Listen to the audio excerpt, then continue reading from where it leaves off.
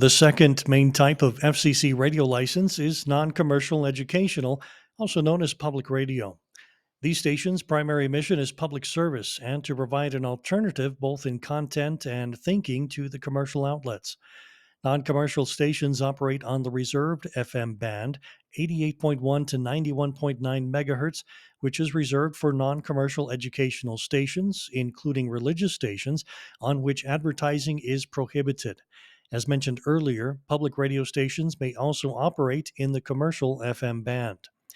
Non commercial stations are generally owned by a religious or educational institution, and the multiple ownership rule does not apply to non commercial stations.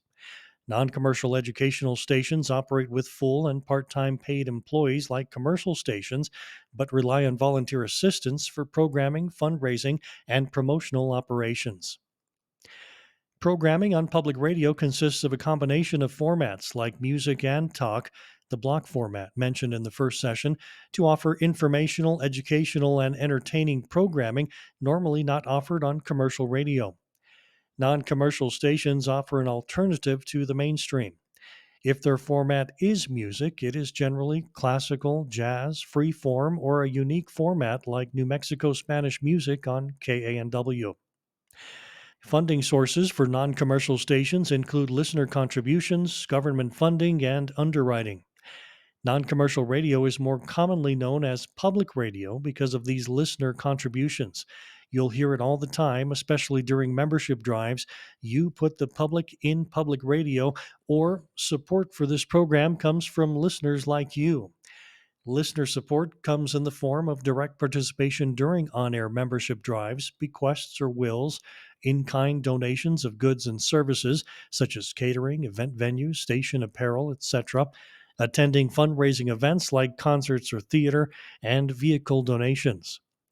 Many non-commercial stations also receive government funding, either federal and or state level, and public radio stations also generate revenue with underwriting, which we'll talk more about shortly.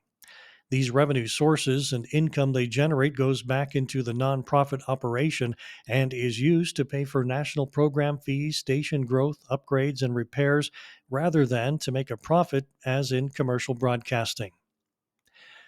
The main source of federal funding comes from the Corporation for Public Broadcasting, which is a private, nonprofit corporation created by Congress in 1967 to help fund public radio and television stations to provide quality programming for growth and development.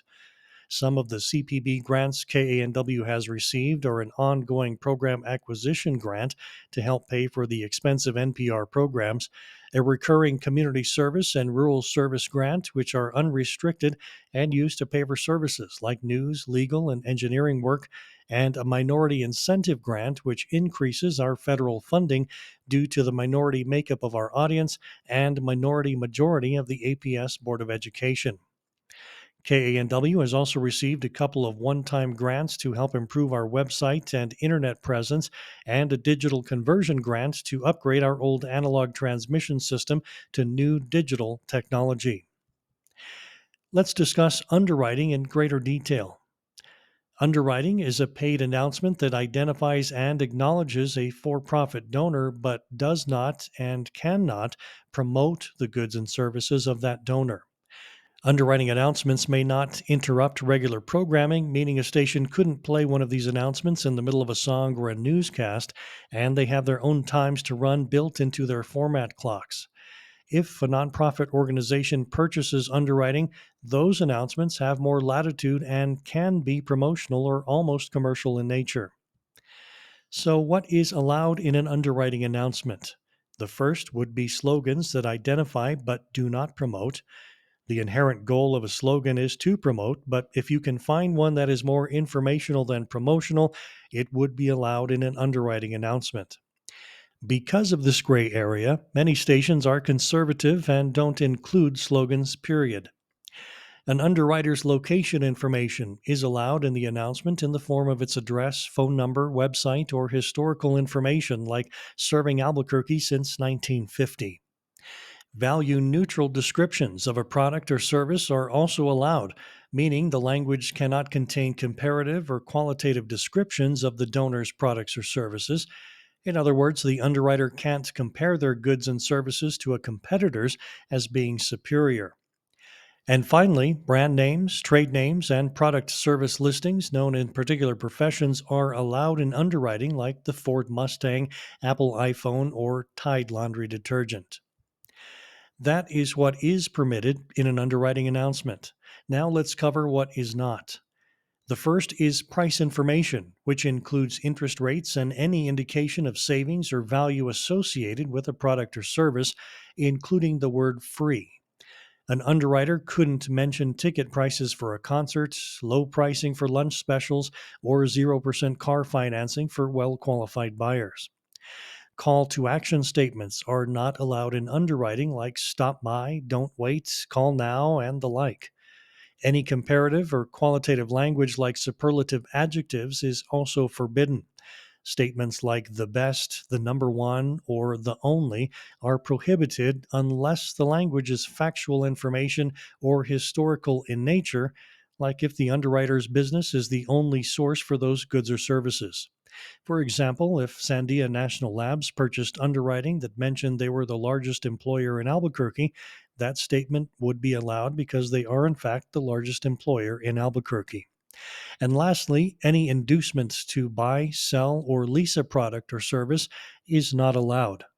Think of any type of sale or special promotion like the first 6 months free or a free phone for the first 50 people in the door. Here is an example of a legal underwriting announcement using the same business as in our commercial example given earlier. This program is made possible in part by Loyola's Family Restaurant, offering homemade breakfast burritos and burgers like the Albuquerquean with fresh roasted green chili. Loyola's Family Restaurant is open for breakfast and lunch at 4500 Central Southeast in Nob Hill. For more information, 268-6478 or loyolasfamilyrestaurant.com. Here are the two ads side by side to see the difference between the language in the commercial and underwriting announcement. Note the promotional nature of the commercial and the straightforward informational tone of the underwriting. One of the other main differences you see when the ads are side by side is the length of the announcement. In general, a commercial is either 30 seconds or 60 seconds, regardless of whether the advertiser is for profit or nonprofit. The length of an underwriting announcement is usually 15 seconds for a for profit and 30 seconds for a nonprofit. Here is a list of the major non commercial educational radio stations and their owners in Albuquerque.